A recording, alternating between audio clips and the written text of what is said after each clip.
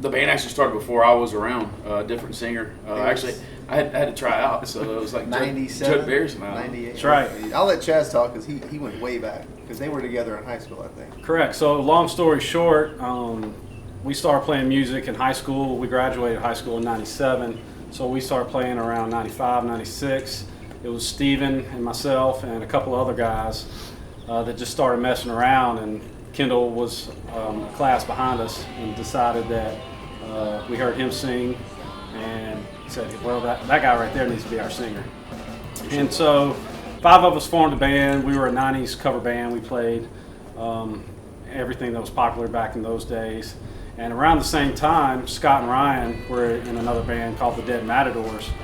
And we were all good friends, and we were lucky enough to have a place to hang out at my camp down in Shoe Peak Bayou, a place of many a good band party.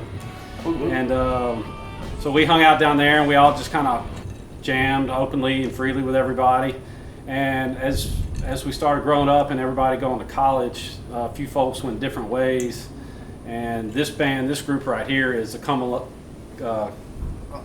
accumulation of accumulations. Excuse me, can't talk. Culmination of Big word.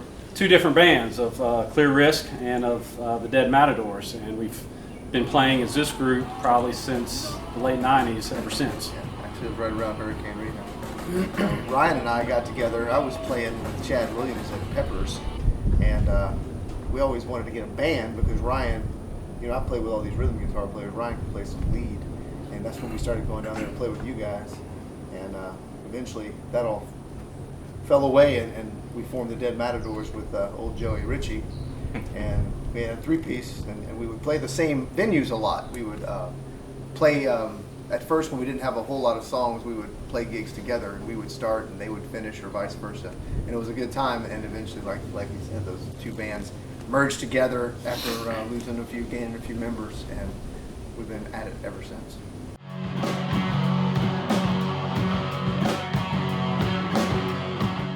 Well, we had a multitude of influences. My dad is a musician and has played a lot of music over the years. And hanging out at our camp, we listened to everything from Elvis Presley to the Beatles to Hank Williams Jr. and David Allan Coe, to Jerry Jeff Walker to Jimmy Buffett.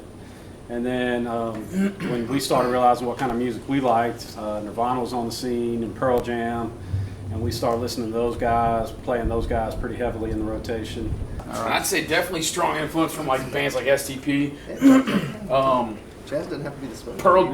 Pearl Jam. I mean, there's a ton of bands that I'd say led to the sound and inspiration that kind of makes us who we are. But still sticking to the fact that we don't kind of deviate from our 90s rock. Unfortunately, no Mustang Sally, even though I'm a Mustang fan. Well, I was 7 years ahead of everybody, so my influences were a little different. I had a more classic rock thing. I was actually living in San Diego when Pearl Jam came out with the album 10, and it was kind of really amazing to be over there where it kind of all was coming from in California, Seattle, and on the West Coast. So it kind of changed my influences from that, and then once we started playing together, we would play. I think Ryan can tell you, Blind Melon, some Pearl Jam. I know a lot of the kind of went off on tangents from the classic grunge scene, but that and classic rock and country, we played pretty much everything in between. Yeah, I mean we did. Jimmy, of course, got to play some Jimi Hendrix. Like it seems like Alice in Chains and Pearl Jam and STP and just those guys, seem to be like the thing that we all kind of had together, and then so that's kind of our core, and then we just kind of did from that, and like Chaz was saying, everybody went their own way for a little while, and then you'll have like 8-year break because it Yeah, actually that's something we forgot. We came back in as 8-year break because we had not really done anything for 8 years except for maybe a impromptu thing here or there, or jamming at a little hiatus, if you will. And then that was an initial incantation that changed, and we brought Ryan in, and later changed to Red Republic after yet another little break. I think it was. I think one of the funnest things is finding those songs Seven Married Three, Cumbersome, or to whatever, Candlebox, Far Behind. Just that song when you hear the intro. When you hear it, man, it's just so nostalgic, Yeah. And it's kind of, I guess, the premise of what we do and why we do it, and it makes it fun. Little band trivia: Steven has never actually spoken ever. I guess my Not many people know Steven actually is not a mute. I'm just a drummer. I guess my influence, I lean towards a little bit of the heavier side, like of course, the Alice in Chains, but the Megadeth, Metallica, Ozzy Osbourne, AC/DC, stuff like that.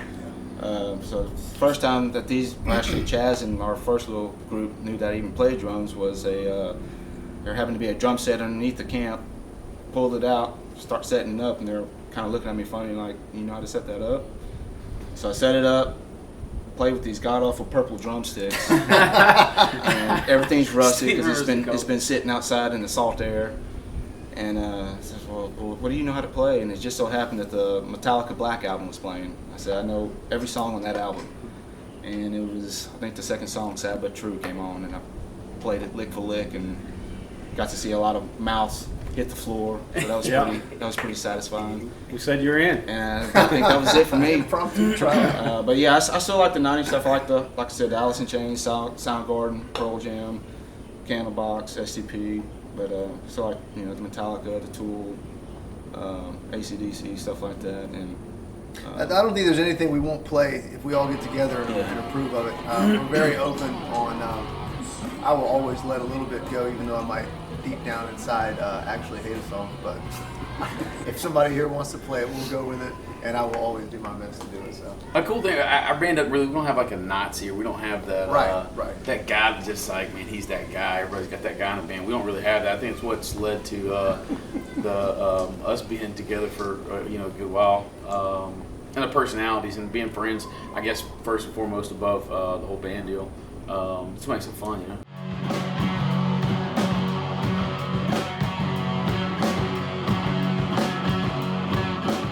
I'm very excited.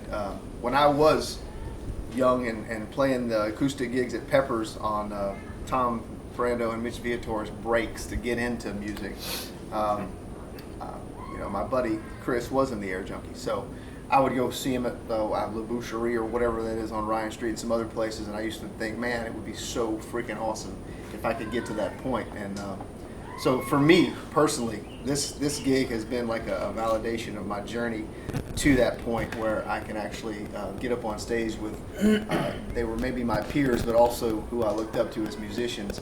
My mom and dad never would buy me any instruments. I had to buy them with my own money once I joined the military. So this is, to me, accumulation of an affirmation of getting all the way, up there. So very happy to be on it. We're all Super looking forward excited to about it. it. I think the Panorama Room has that almost, that House of Blues feel to it, the way it's set up, and I think real it's a great badass look. venue. I think it's a great looking venue. I think it's going to be a lot of fun. We're going to pack it out, and I think we're all very, very excited about it. I think what makes the show unique is you got guys like Marvin Simon, Deep South, Paul, guys like Air Junkie, Stinkfish. Everybody kind of coming together for rallying around a really, really good cause for something that's going to be a lasting for the Lake area. So you see that I don't know, that stamp, if you will, that music can play on a community and bring things up just a little bit. So I don't know, it's something special, bigger than just us or one band. Yeah. Absolutely. Like Scott mentioned earlier, we've got 5 different guys in this group with 5 different careers and 5 different families, and we don't get the opportunity to play a whole lot anymore. So the energy that we enjoy being able to be together and feed off each other is going to be the same energy in that room, because every band is having the same reunion that we're having, and we're so excited about it. I just can't wait to see it all come together.